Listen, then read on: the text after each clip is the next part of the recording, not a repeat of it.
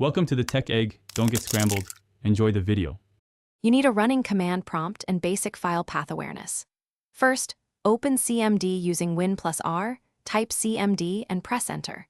Once the window appears, check where you are by typing cd or echo %cd% so you know your starting folder.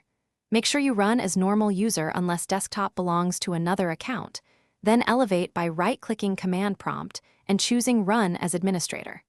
These steps place you ready to navigate. Now move into user folders. You can jump straight to desktop by typing cd %userprofile%bic/desktop and pressing Enter. This resolves to your active user folder.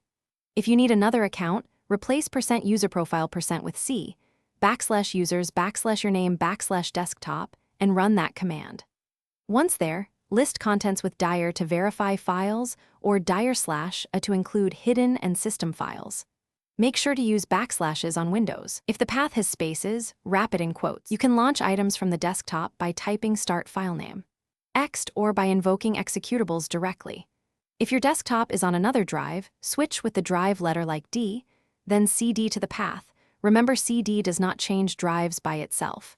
If you see access is denied, it means permissions are blocking you. Close CMD and reopen as administrator or adjust file owner via File Explorer. If a path fails, verify spelling and use quotes for paths with spaces to avoid errors.